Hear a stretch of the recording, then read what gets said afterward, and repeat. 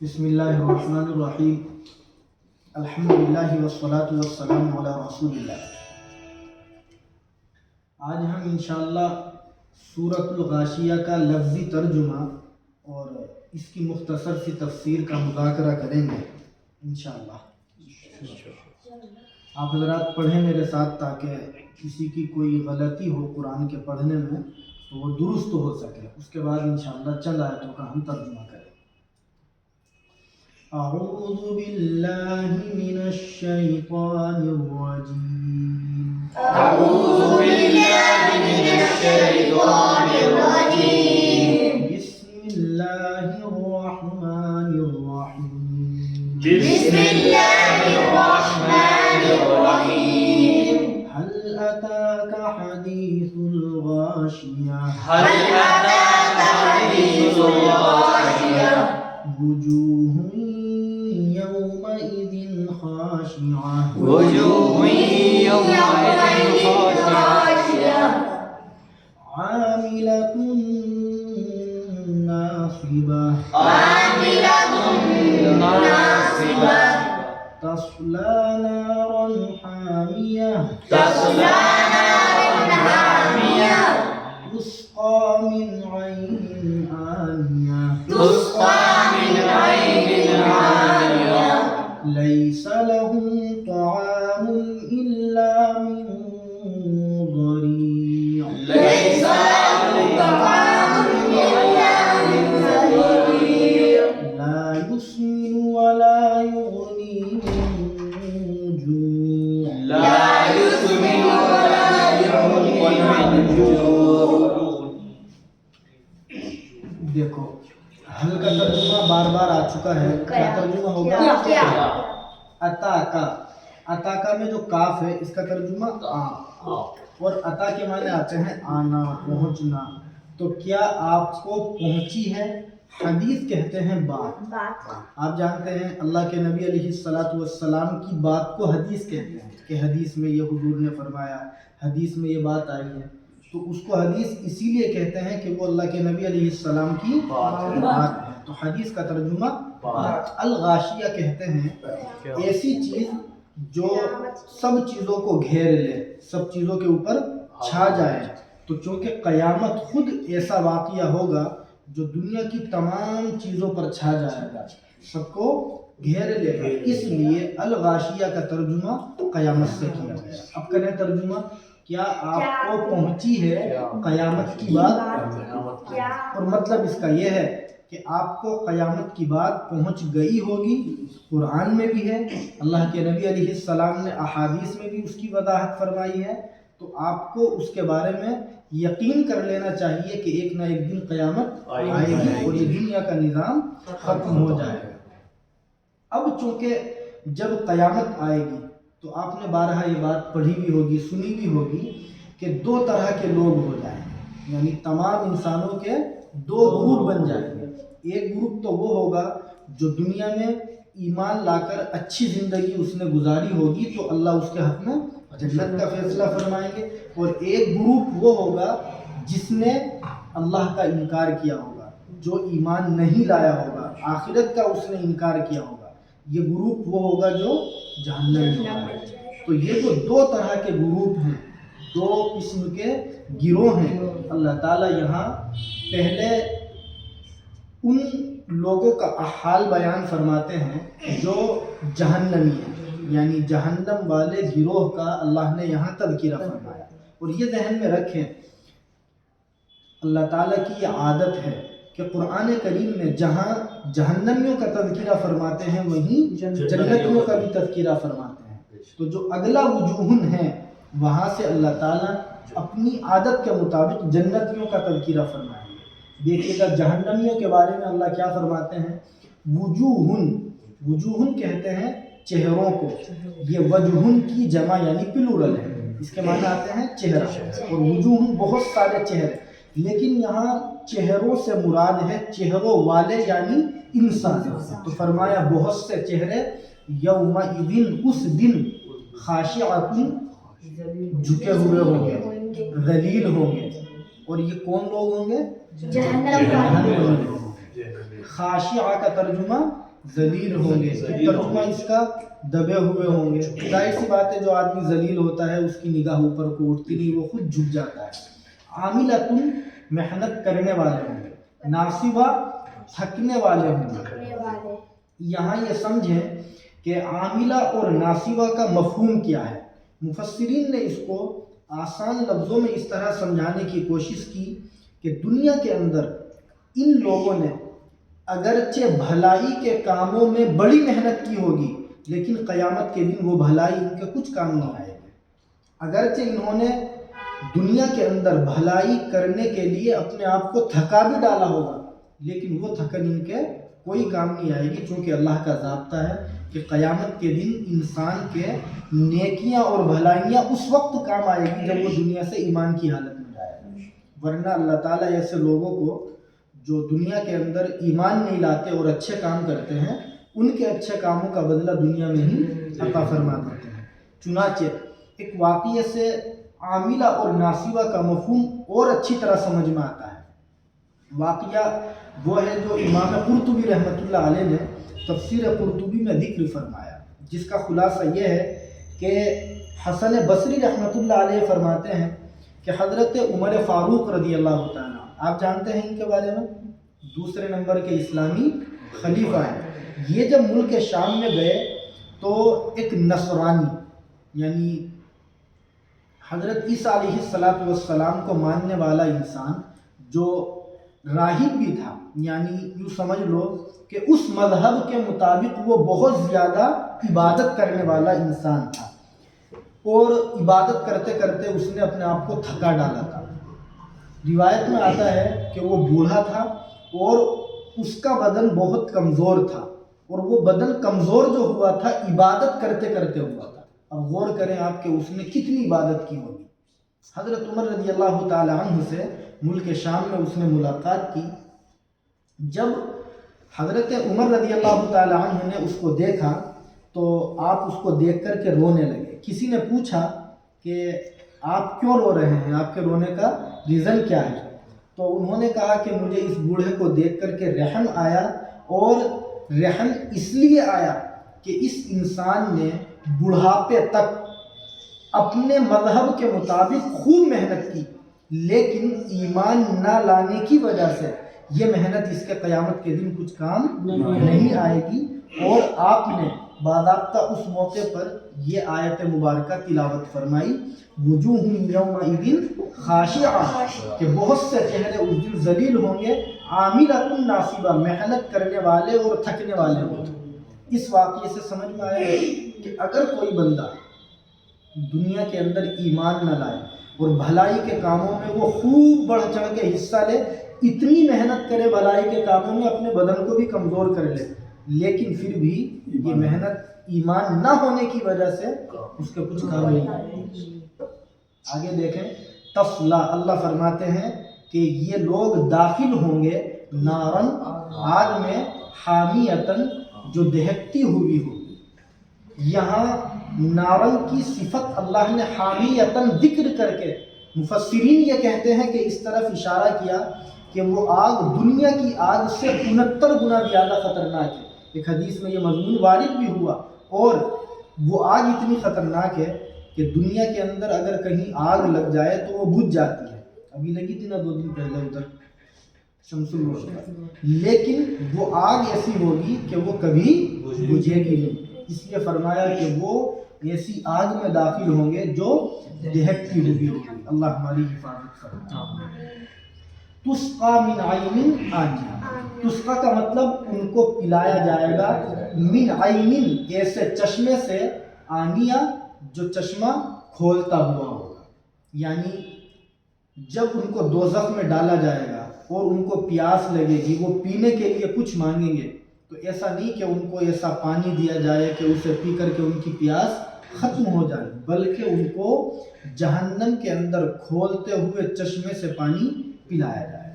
آگے فرمایا لیس لہم طعام الا من ضریع, لیسا کا ترجمہ نہیں ہوگا, لہم, ان کے لیے, طعام, کوئی کھانا, الا من ضریع, الا کا ترجمہ مگر, اور ذریعہ کہتے ہیں, دیکھو ہم نے لکھا اس کا ترجمہ کانٹوں والے بدبودار نہایت کڑوے درخت سے، یعنی جب وہ کھانے کے لیے مانگیں گے تو ان کو کانٹوں والے بدبودار نہایت کڑوے درخت سے کھانے کے لیے دیا جائے گا۔ اور وہ کھانا کیسا ہوگا؟ لا یسمن کا ترجمہ جو نہ موٹا کرے گا، ولا یغنی اور نہ بھوک مٹائے گا۔ جو کہتے ہیں بھوک کو۔ دیکھیے گا اس مضمون کو آسان لفظوں میں ہم اس طرح سے سمجھ لیں کہ کل قیامت کے دن جب جہنمیوں کو جہنم میں ڈال دیا جائے گا تو قرآن کریم نے ان کے کھانے کے لیے جو الفاظ استعمال کیے ہیں وہ 3 طرح کے ہیں۔ ایک تو یہاں آیا ذریع، کہ ان کو کھانے کے لیے ذریع دیا جائے۔ ذریع کا مطلب سمجھ گئے؟ ایسا درخت جو بہت کڑوا ہو اور بہت زیادہ کانٹوں دار ہو، اگر اس کو آپ کھانا چاہیں تو بدبو کی وجہ سے کھا بھی نہیں سکتے، زمین پر پھیل کر یہ درخت چلتا ہے۔ دوسرے، قرآن کریم میں 25ویں پارے میں جہنمیوں کو جو کھانا دیا جائے گا اس کے لیے ایک لفظ استعمال کیا، زقوم کا درخت، جو بہت کڑوا اور بہت کانٹوں دار اور بہت بدبودار، بہت خطرناک ہوگا۔ ایک لفظ قرآن نے استعمال کیا غسلین، جس کی تفسیر بعض مفسرین نے کی کہ جو زخموں سے پیپ اور مطلب مواد وغیرہ نکلتی ہے وہ ان کو کھانے کے لیے دیا جائے گا۔ اب یہاں دیکھیں کہ قرآن نے یہاں لفظ ذریع استعمال کیا، ایک جگہ غسلین اور ایک جگہ زقوم۔ یاد ہو گیا آپ کو؟ 3 لفظ استعمال کیے۔ اب آپ یہ کہیں کہ صاحب یہاں تو ذریع ہے، وہاں زقوم ہے، وہاں غسلین ہے، تو یہ تو بات ٹکرا گئی آپس میں۔ تو ایسا نہیں ہے، بلکہ مفسرین نے اس کو اس طرح سمجھایا کہ جہنم کے الگ الگ درجات ہوں گے، الگ الگ طبقات ہوں گے، اور جہنمیوں کی الگ الگ کیٹیگری ہوگی۔ کسی کو ذریع دیا جائے گا، کسی کو غسلین اور کسی کو زقوم۔ اور بعض مفسرین نے اس کو اور آسان لفظوں میں سمجھانے کی کوشش کی، جس کا مفہوم یہ ہے کہ یہاں جو حصر ہے کہ ان کو ذریع کے علاوہ کوئی کھانا نہیں دیا جائے گا۔ اس کا مطلب یہ ہے کہ ان کو کھانا تو دیا جائے گا، لیکن جو بھی کھانا ہوگا وہ بہت کڑوا ہوگا، بہت بدبودار ہوگا اور کانٹوں دار ہوگا۔ چنانچہ بعض آیتوں کے اندر اور احادیث میں یہ مضمون بھی آیا کہ جب وہ اس کو کھانا چاہیں گے تو اس کی بدبو کی وجہ سے منہ کے قریب نہیں کر پائیں گے، اور اس کے کڑوے پن کی وجہ سے حلق سے نہیں اتار پائیں گے، اور کانٹوں کی وجہ سے وہ ان کے منہ کو چھین ڈالے گا۔ اللہ ہماری حفاظت فرمائے۔ لیکن غور کریں کہ وہ جو اس وقت کے مشرکین تھے، کفار تھے، کتنے نالائق اور کتنے بدتمیز قسم کے تھے۔ یہ جو ذریع نام کا درخت ہے ان کے یہاں ہوتا ہوگا، اور ان کے اونٹ اس درخت کو کھاتے ہوں گے۔ تو کہنے لگے اس آیت کو سن کر کہ ذریع نام کی جو گھاس ہے، جب ہمارے اونٹ اس کو کھاتے ہیں تو اس سے ان کی طاقت بڑھتی ہے، وہ اور فربا ہوتے ہیں، موٹے ہوتے ہیں، اور یہاں جہنم میں اسی کھانے کا تذکرہ ہے۔ گویا انہوں نے نعوذ باللہ اس آیت مبارکہ کا مذاق اڑایا۔ تو اللہ نے آگے بتلا دیا لا یسمن ولا یغنی من جوع، کہ جناب دنیا کے اندر جو ذریع ہے اسے کھا کر تمہارے اونٹ اگرچہ موٹے ہوتے ہوں، لیکن جہنم کے اندر جو یہ درخت ہوگا کانٹوں دار، بدبودار اور بہت کڑوا، یہ لا یسمن، موٹا بھی نہیں کرے گا۔ موٹا تو تب کرے گا جب پیٹ میں جائے، تم تو کڑوے پن کی وجہ سے اس کو اندر اتار ہی نہیں پاؤ گے، اور اس کے کانٹوں اور بدبو کی وجہ سے آپ اس کو جھیل نہیں پاؤ گے۔ فرمایا ولا یغنی من جوع، وہ تو بھوک بھی دور نہیں کرے گا، چہ جائے کہ آپ کو وہ فربا اور موٹا کرے۔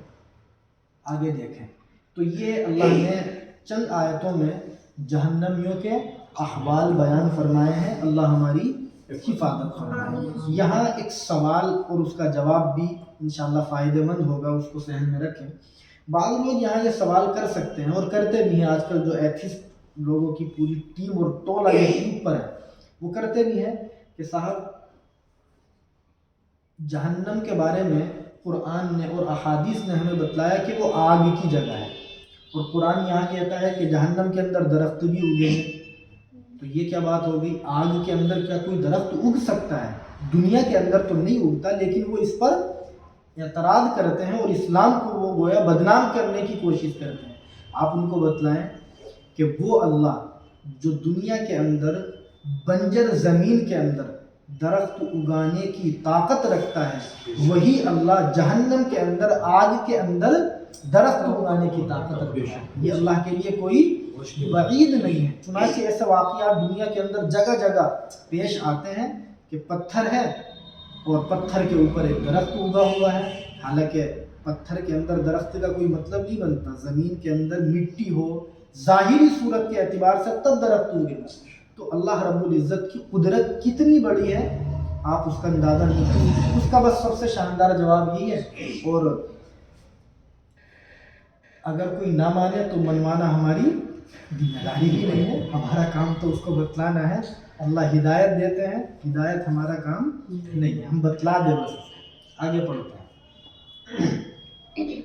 وجوہ یومئذ ناعمہ وجوه يومئذ ناعمة لسعيها راضية لسعيها راضية في جنة عالية في جنة عالية لا تسمع فيها لاغية لا تسمع فيها لاغية فيها عين جارية فيها عين جارية فيها سرر مرفوعة فيها سرر مرفوعة وأكواب موضوعة وأكواب مرفوعة ونمارق مصفوفة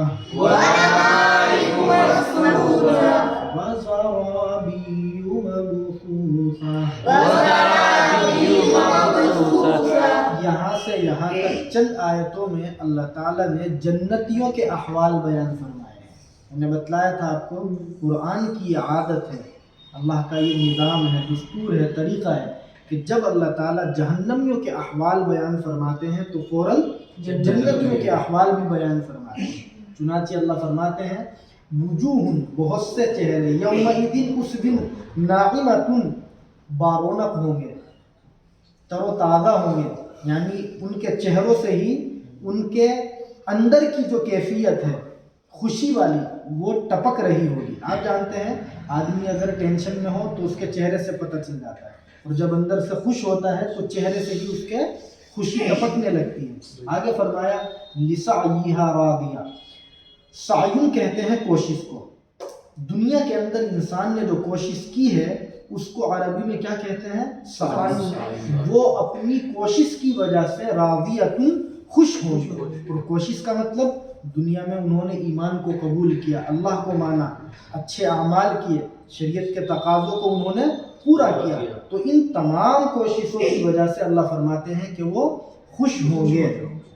فی جنت عالیہ، فی کے معنی میں، اور جنت کہتے ہیں باغ. اور اس کی جمع کیا آتی ہے؟ بار بار قرآن میں آئے گی جنات، آتا ہے نا فی جنات تجری. تو وہ بہت سارے باغات ہیں، اور یہ کیا ہے؟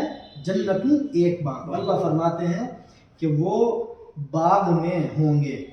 فرمایا عالیہ اونچے درجے کے، یعنی جس باغ میں اللہ تعالیٰ ان کو رہنے کے لیے جگہ عنایت فرمائیں گے وہ کوئی معمولی درجے کا باغ نہیں ہوگا کہ صاحب دنیا کے گارڈن کی طرح سے، بلکہ وہ اللہ کی مشیت کے مطابق بہت اعلیٰ درجے کا ہوگا.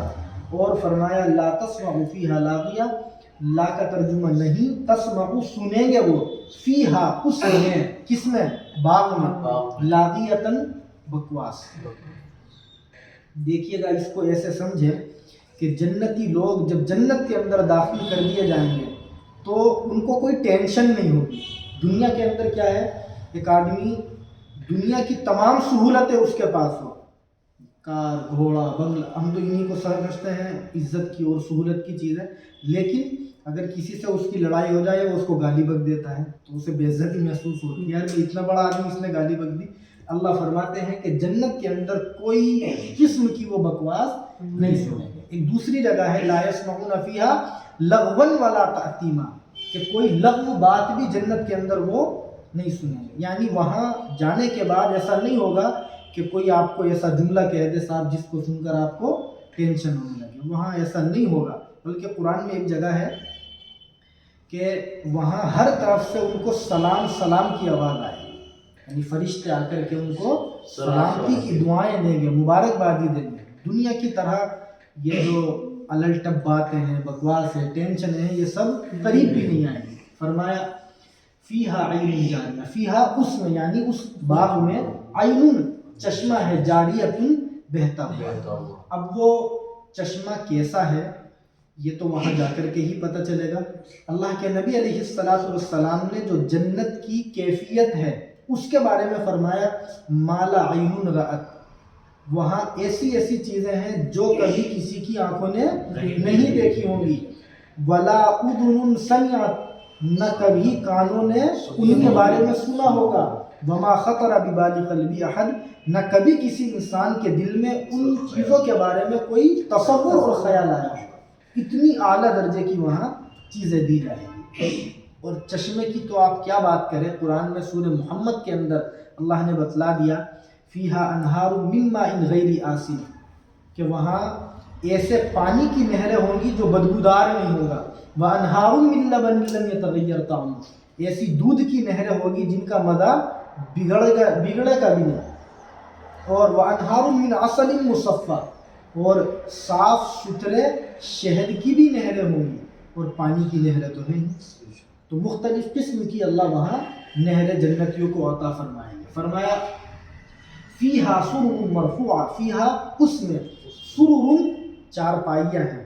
ہمارے یہاں سریر ایک چارپائی کو بولتے ہیں، عربی میں جمع اس کی سرر آتی ہے. یہی جو لیٹنے کے لیے ہم لوگ یوز کرتے ہیں، لیکن ایسا نہیں کہ صاحب وہاں اس کو بننا بھی پڑے. وہ تو اللہ اپنی قدرت سے بہت اعلیٰ درجے کی عالی شان بنائیں گے. کیسی؟ جیسے ابھی حدیث میں بتلایا کہ کبھی آپ نے ان کے بارے میں تصور بھی نہیں کیا ہوگا. فرمایا مرفوعہ، اونچی اونچی، یعنی وہ اونچی اونچی کیا ہوگی؟ چارپائیاں ہوں گی، عالی شان ہوں گی. وہ اکواب موضوع، اکواب کہتے ہیں پیالوں کو، اس کا واحد آتا ہے یعنی سنگولر کوبن. اور وہ پیالے کیسے ہوں گے؟ موضوع، سامنے رکھے ہوئے ہوں گے. مفسرین نے یہاں یہ سمجھایا اس طرح سے کہ جنتی اگر اس کو پیاس لگے گی تو ادھر ادھر نہیں جائے گا پانی پینے کے لیے. دودھ پینے کے لیے اگر اس کو اندر سے خواہش ہوگی تو ادھر ادھر اس کو جانا نہیں پڑے گا. اس کے سامنے ہی تمام چیزیں یعنی پیالے وغیرہ اویلیبل ہوں گے، اور اللہ تعالیٰ وہی اس کو وہ چیز عطا فرمائے. فرمایا وَنَمَارِقُ مَصْفُوفَةٌ، نمارق کہتے ہیں تکیوں کو، اور مصفوفہ کہتے ہیں قطار میں لگے ہوئے. جیسے ہمارے یہاں بہت عالی شان محل ہو، اس میں چاروں طرف تکیے لگا دیے جائیں.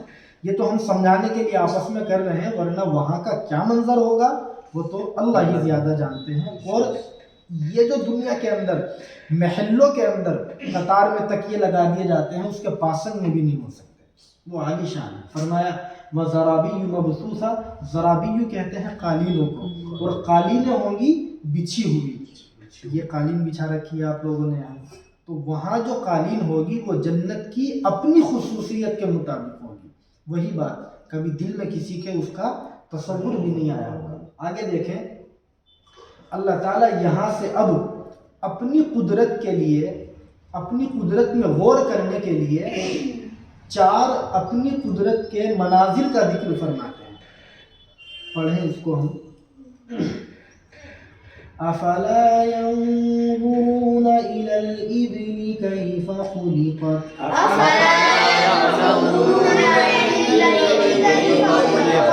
والى السماء كيف رفعت وإلى الجبال كيف نصبت وإلى الأرض كيف سطحت.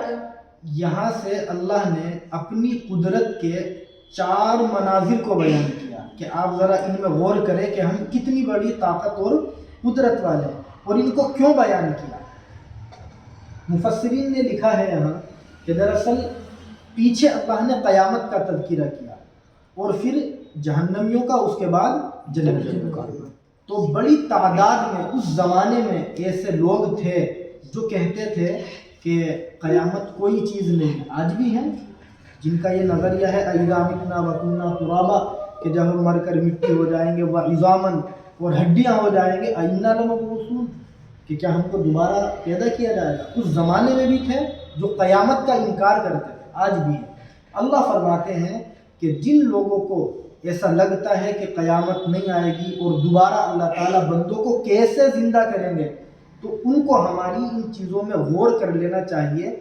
जब हम इतनी बड़ी बड़ी चीज़ें बनाने की ताकत रखते हैं तो हमारे लिए दोबारा पैदा करना भी कोई मुश्किल नहीं है। चुनांचे फरमाया अफला यंजुरूना, क्या ये लोग नहीं देखते इलल इबिली, ऊँट को, इब्ल कहते हैं अरबी में ऊँट को, कैफा खुलिकत, के उसको कैसे पैदा किया गया।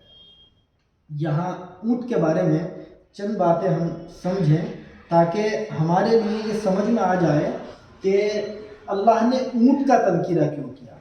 मुफस्सिरीन लिखते हैं कि यहाँ अल्लाह ने अपनी कुदरत के मनाजिर में गौर करने के लिए सबसे पहले ऊँट का जिक्र किया कि अगर तुम्हें ऐसा लगता है कि मरने के बाद दोबारा पैदा करना हमारे लिए कोई मुश्किल काम है, तो ज़रा ऊँट को देखो, हम कितनी बड़ी ताकत और कुदरत वाले हैं।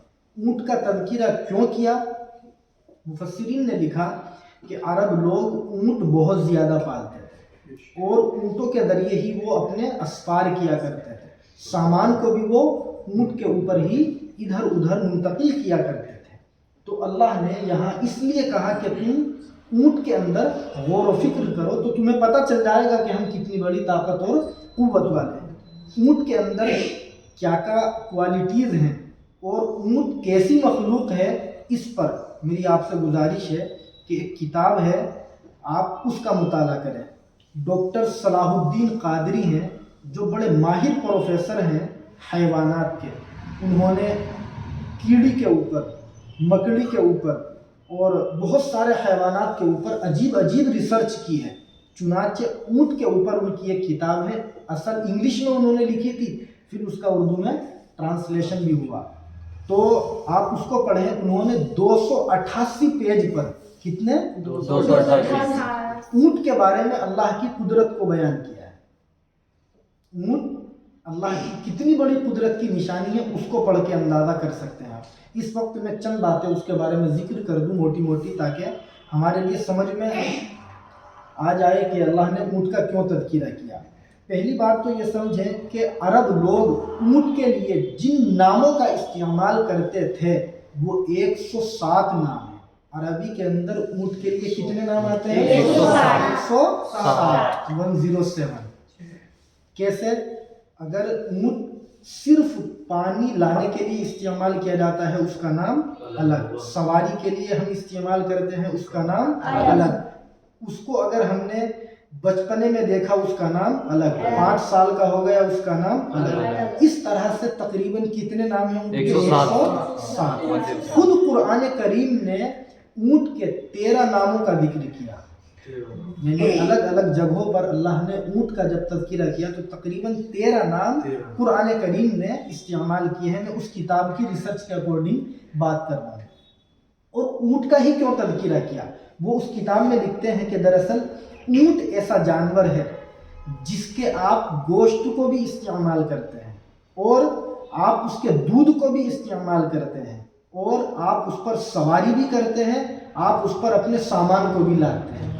वरना बहुत सारे जानवर ऐसे हैं जिन पर आप सवारी नहीं कर सकते, सामान नहीं ला सकते, या सवारी कर सकते हैं, सामान ला सकते हैं, आप उस पर उसका दूध नहीं पी सकते, आप उसका गोश्त नहीं खा सकते।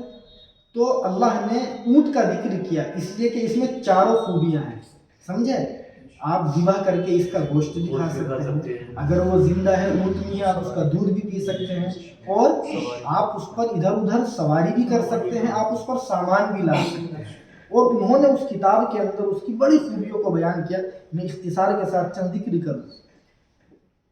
वो लिखते हैं कि ऊँट ऐसा जानवर है जिसका कोहान, आपने देखा होगा जानवर के पीठ पे एक हल्का सा एरिया उभरा हुआ होता है, तो वो लिखते हैं कि ऊँट ऐसा जानवर है तो तमाम जानवरों से अलग है। तमाम जानवरों के आगे की तरफ कोहान होता है और ऊँट के आपने देखा होगा उनमें भी बाघ ऊँट वो है जिनके दो होते हैं, आपने किसी और जानवर के दो कोहान नहीं देखे होंगे। तो ये ऊँट की क्या है, खूबी है, खुसूसियत है। तीसरे नंबर पर उन्होंने लिखा कि जो ऊँट सबसे ज्यादा सामान को अपनी पीठ पर लाद सकते हैं वो बख्तियारी ऊँट होते हैं, उनको कहते हैं बख्तियारी ऊँट। उन्होंने उस किताब के अंदर रिसर्च करते हुए लिखा तकरीबन 250 कुंटल एक साथ वो ऊँट इधर से उधर सामान ले जाने की ताकत रखता है। कितना? 250 कुंटल। अकल हैरान रह जाती है। उन्होंने रिसर्च में उसको साबित किया। चौथी खूबी उन्होंने लिखी कि ऊँट का जो ऊपर वाला होठ है तो वो बीच में से कटा हुआ होता है, यानी उसके दो हिस्से होते हैं, आप कभी गौर करना, और वो दोनों हिस्सों को ऊपर नीचे करने की ताकत रखता है। ये किसी और जानवर के अंदर नहीं है। पांचवें नंबर पर उन्होंने लिखा कि ऊँट के ऊपर बैठना भी बहुत आसान है बनिस्बत और जानवरों के। बज़ाहिर हाथी उससे बड़ा लगता है, लेकिन आप उसके ऊपर अगर बैठेंगे तो पहले जीना लगाएंगे, सीढ़ी लगाएंगे, तब बैठेंगे। और ऊँट आप जब उस पर सामान लादना चाहे या बैठना चाहे तो उसको बिठा दें और उसके ऊपर बैठ जाए, या आप सामान रख दें और वो आसानी के साथ आपको अपनी पीठ पर बिठाकर या सामान रख के खड़ा होता है। उसके पांव चौके दो जगह से मुड़ते हैं। ये खूबी किसी दूसरे जानवर में अल्लाह ने नहीं रखी है। उन्होंने छठे नंबर पर लिखा कि ऊँट सबसे सस्ता जानवर है, इसलिए अल्लाह ने यहाँ उसका जिक्र किया। सस्ता कैसे है? आप अगर कोई बड़ा जानवर पालते हैं उसका खर्च भी बहुत है, उसका चारा, तमाम चीज़ें।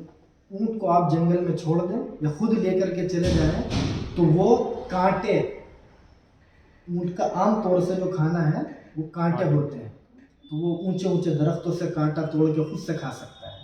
सातवीं खूबी उन्होंने लिखी, इसके अंदर ताबेदारी बहुत होती है। ताबेदारी का मतलब आप एक छोटे से मासूम बच्चे के हाथ में ऊँट की रस्सी पकड़ा दें और जहाँ चाहे वो बच्चा उसको ले जाए, हाथी को नहीं ले जा सकते आप। तो ये उसकी खूबी है। आठवें नंबर पर वो लिखते हैं कि चूँकि अरब के अंदर जंगलाती इलाका बहुत हुआ करता था, आप जानते हैं सहरा वहाँ का बड़ा मशहूर है, तो बहुत मर्तबा ऐसा होता था कि बहुत दूर दराज तक पानी नहीं मिलता था। अल्लाह ने ऊँट के अंदर ये ताकत रखी है, उनकी रिसर्च के मुताबिक, कि 8-10 दिन तक ऊँट बगैर पानी पिए हुए सफ़र मुस्तकिल करने की ताकत रखता है। ये अल्लाह ने उसके अंदर खुसूसियत रखी। 9वें नंबर पर उन्होंने लिखा कि जो जंगलाती इलाका है रेगिस्तान का, आप उसके अंदर किसी दूसरे जानवर के ऊपर सामान लादें या खुद बैठ जाएं और उस जानवर को लेकर चलें तो वो आपको लेकर के रेत के अंदर फंस जाएगा, चलने की हिम्मत नहीं कर पाएगा। ऊँट के ऊपर आप कितना ही सामान रख दें, क्विंटलों, कितनी ही सवारियों को बिठा दें और कितना ही गहरा रेत हो, वो आसानी के साथ अपनी मंजिल तय कर लेता है। आखिरी और 10वीं खूबी, मैंने 10 तो उससे ली है, वरना बहुत उन्होंने 288 सफ़हात पर उसकी खूबियों को लिखा। वो लिखते हैं कि उसकी गर्दन लंबी होती है, जिसकी वजह से वो ऊंचे ऊंचे दरख्तों से कांटे और पत्ते वगैरह आसानी से खा लेता है। आम तौर से किसी और जानवर की गर्दन इतनी लंबी नहीं होती।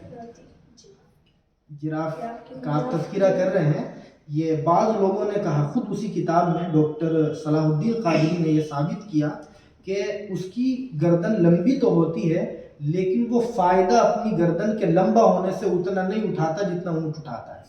तो बहरहाल ये ऊँट की बहुत सारी क्वालिटीज़ हैं, खूबियाँ हैं, जिनकी निस्बत पर अल्लाह ने यहाँ उसका तज़किरा किया कि जब हम इतने बड़े जानवर को पैदा करने पर कादिर है तो तुम हो कौन सी चीज़ जिसको हम दोबारा पैदा न कर सकें। आगे फरमाया व इलस समाई, क्या ये आसमान को नहीं देखते, कैफा कैसे, रुफ़िअत उसको बुलंद किया गया।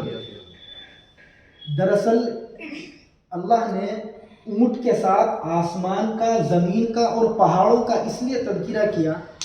एक मुफस्सिर ने लिखा और मुझे बड़ी अच्छी लगी ये बात कि یہ لوگ اونٹ پر بیٹھ کر کے سفر کرتے ہیں اور اوپر ان کے آسمان ہوتا ہے، نیچے ان کے زمین ہوتی ہے اور چاروں طرف ان کے پہاڑ ہوتے ہیں. تو ان چاروں چیزوں کے اندر یہ غور کرے اللہ کی قدرت نظر آ جائے گی. خود اونٹ کے اندر اور آسمان کی بلندی کے اندر اللہ کی قدرت ہے. آپ 12-14 فٹ کی جو اونچائی کی چھت ڈالتے ہیں بغیر پلر کے، اس کو آپ نہیں روک سکتے. اور اللہ نے کتنا اربوں خربوں میل اوپر آسمان بلند کیا بغیر کسی پلر اور ستون کے. یہ اللہ کی طاقت اور قدرت کی گواہی دیتا ہے، جو بتلاتا ہے کہ اللہ دوبارہ پیدا کرنے کی بھی طاقت رکھتے ہیں. تیسری چیز وَإِلَى الْجِبَالِ، اور یہ کیا پہاڑوں کو نہیں دیکھتے؟ کیفا، کیسے، نصبت، ان کو گاڑا گیا. حدیث میں آتا ہے کہ اللہ نے جب پہاڑوں کو، زمین کو پیدا کیا تو زمین ہلنے لگی، تھر تھرانے لگی. تو اللہ نے پہاڑوں کو کیل کے طور پر پیدا کیا. چنانچہ قرآن میں ہے وَالْجِبَالَ أَوْتَادًا، کہ ہم نے پہاڑوں کو کیل بنا کر پیدا کیا. جیسے آپ کسی چیز کو دیوار میں روکنے کے لیے کیل گاڑ دیتے ہیں، تو اسی طرح اللہ نے زمین کی تھر تھراہٹ کو، اس کے ہلنے پن کو ختم کرنے کے لیے پہاڑ کو کیل کے طور پر پیدا کیا. تو کیا یہ پہاڑوں میں غور نہیں کرتے ان کو کیسے گاڑا گیا؟ معمولی چیز ہے پہاڑ، غور کریں تو سمجھ میں آئے گا ان کے کہ اللہ کی طاقت کتنی بڑی ہے.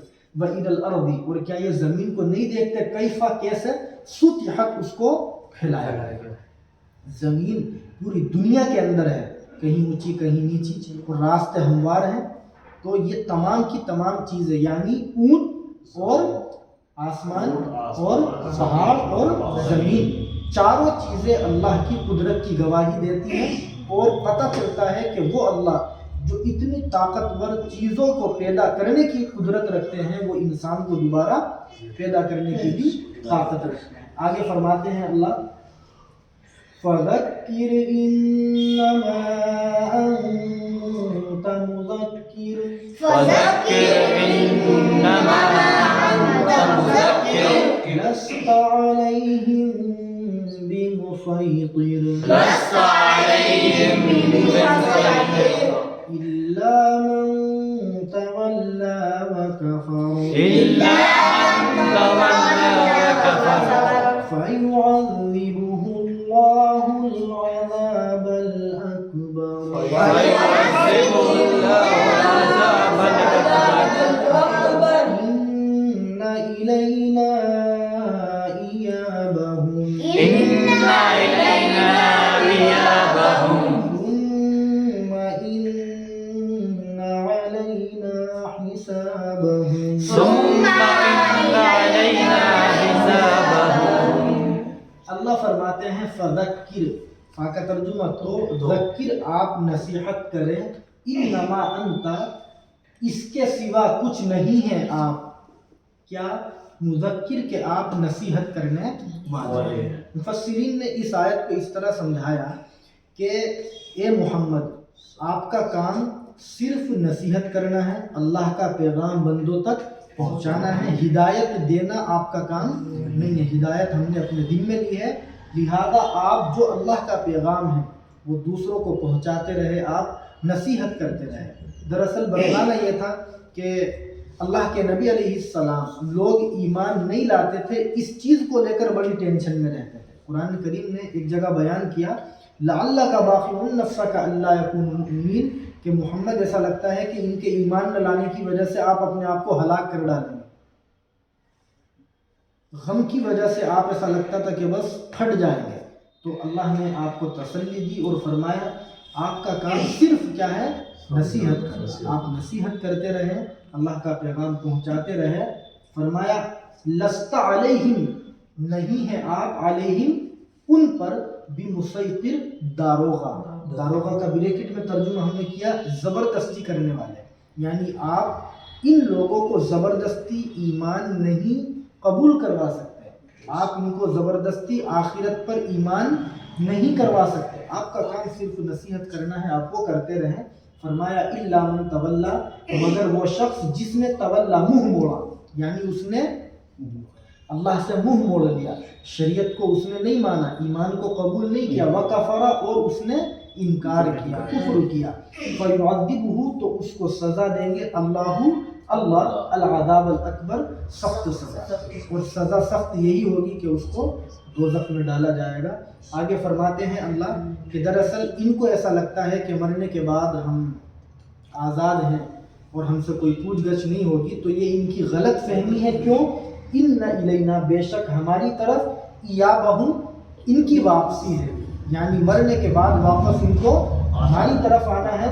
ثم پھر ان علینا بے شک ہمارے ذمہ، حسابہم ان کا حساب ہے، یعنی جب یہ مریں گے اور مرنے کے بعد ہماری طرف آئیں گے تو ہم ان سے دنیا کی زندگی کا حساب و کتاب لیں گے، اور اعمال کے بلبوتے پر ہم جنت اور دوزخ کا فیصلہ فرمائیں گے۔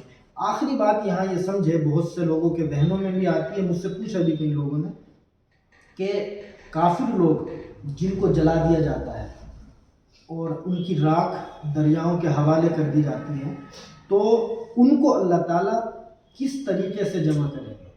تو اس کا آسان سا جواب یہ ہے کہ وہ اللہ جو بغیر کسی سبب کے انسان کو پیدا کرنے پر اور دیگر چیزوں کو پیدا کرنے پر قادر ہے، وہ اللہ ان سب کی اڑی ہوئی راکھ کو بھی جمع کرنے کی قدرت رکھتے ہیں۔ آپ جانتے ہیں اللہ نے حضرت عیسیٰ علیہ السلام کو بغیر باپ کے پیدا کیا، اور حضرت آدم علیہ السلام کو بغیر ماں اور بغیر باپ کے پیدا کیا، تو اللہ تعالیٰ سبب کا بھی محتاج نہیں ہے۔ تو وہ اللہ ان سب کو جمع کریں گے اور اس کے بعد ان کا حساب و کتاب لیں گے، پھر جنت اور دوزخ کا فیصلہ کیا جائے گا۔ تو یہ سورہ غاشیہ کا لفظی ترجمہ اور اس کی مختصر سی تفسیر ہے، جس میں اللہ نے ذرا خلاصہ کریں کیا بیان کیا؟ شروع میں قیامت کا تذکرہ کیا، پھر دو گروہ میں سے پہلے گروہ جہنمیوں کا تذکرہ کیا، پھر جنتیوں کا تذکرہ کیا، اور اس کے بعد میں اپنی قدرت میں بھی 4 چیزوں کا تذکرہ کیا، اور آخر میں آپ کو تسلی دے دی کہ ان کے ایمان نہ لانے سے آپ پریشان۔ تو جب کبھی یہ صورت پڑھی جائے تو آپ ان تمام باتوں کو سامنے رکھیں اور قرآن کریم کو سمجھنے کی اور اسے پڑھنے کی اور اسے دوسروں تک پہنچانے کی کوشش کریں۔ اللہ ہم سب کو قرآن کریم کی خدمت کے لیے قبول فرمائے۔ وآخر دعوانا الحمدللہ رب العالمین۔